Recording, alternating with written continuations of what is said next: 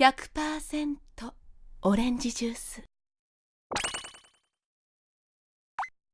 Hey everybody, Social Solipsist here for another episode of 52 and 52, and this week I am taking a look at 100% Orange Juice, which is a very confusing game to try to explain to somebody, or even to learn.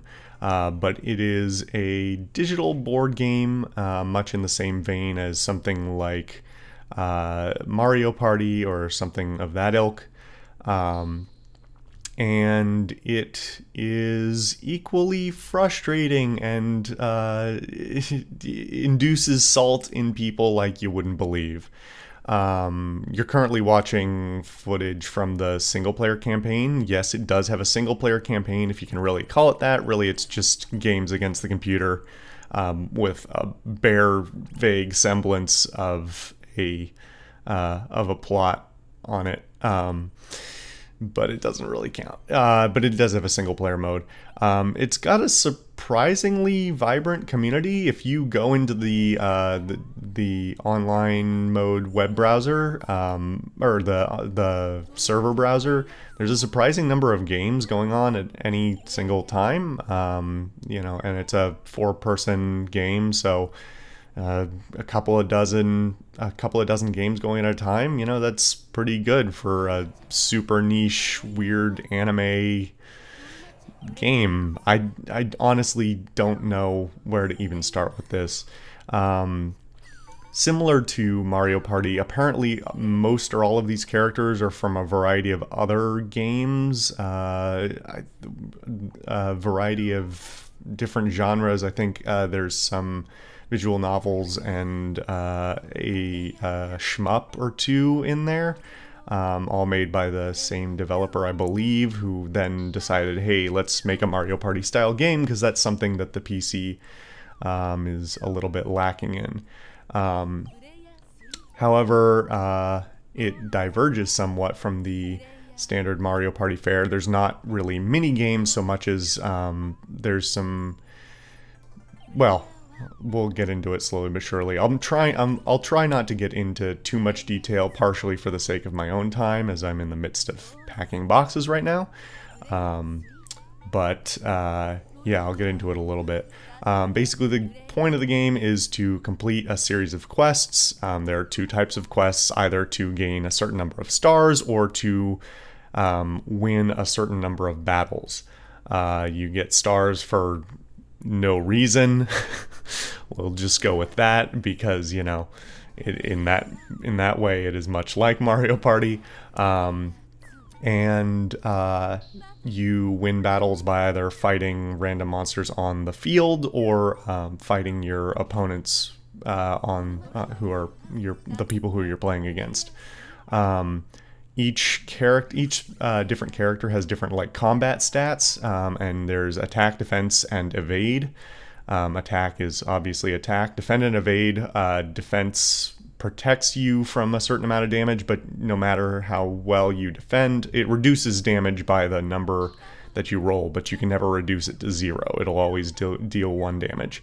Evade, you'll take no damage as long as you roll above what your opponent rolls.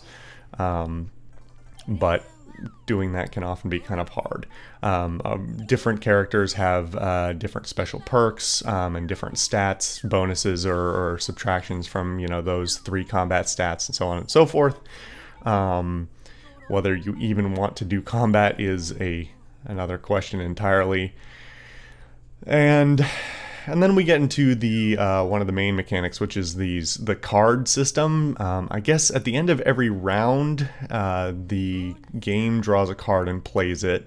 And then you also have a hand of cards that do a variety of different things that you select. You select your own cards to add to the collective card pile at the beginning of the game. It's really kind of nutty, and admittedly adds a lot of it adds a lot to the game, but not necessarily always in a positive way. Much like Mario Party, it adds a lot of randomness that can get very frustrating. Yeah, I'm just doing run-on sentences at this point, but it's kind of how this game makes me feel, honestly. You have to complete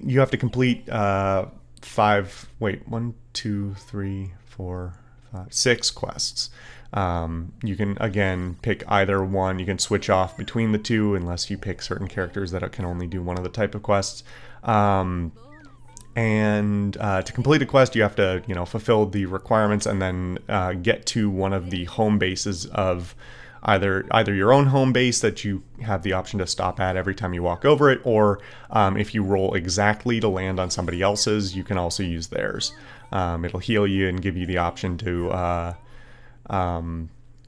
try and finish the quest, which they call a Norma. Don't ask me why. It irritates the hell out of me. And yeah, that's the main mechanics of the game. Like I said, I've owned this for a long time and never played it because typically either people either don't own it or don't want to play it, and rightly so. This, it's a Mario Party game. Mario Party is the friendship killer, and this is no different. If I was playing with anybody other than the people who I do play it with, who are Spencer, Red October, and Callabacter, who are all very good friends, if I was playing with anybody who was less of a close friend, it would probably end poorly. And Callabacter especially gets very, very, very salty about this game and its bullshit mechanics, and I can't blame her at all. The game deserves every ounce of hate, but it's also kind of a good time, Last Friday we all got drunk and played it together and yelled at it and got mad at each other, and it was a good time. So if you're looking for a Mario Party game to lose friends and irritate people, this would be one of them, I guess. There's like 30 characters, 30 characters you can unlock in total if you really want to. If you buy all the DLC, which is fairly cheap. I mean, the whole game is fairly cheap altogether, but yeah, there's a decent amount of unlockables. Every time you play a game, you earn various forms of currency that you can use to buy more cards and outfits and color swaps and things like that if you're nutty like that and want to do that. Or you can use Cheat Engine and get all of them for yourself. Yeah, it's a game. I probably won't play much of the single player because, well, one, because the AI is just evil as hell and does not give a shit and will beat you up.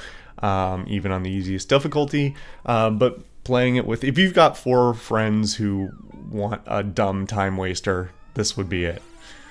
So yeah, thanks to Red October for, I think, buying the original game for me. I may have bought it myself, and then also getting me all the DLC because of course I had to have it.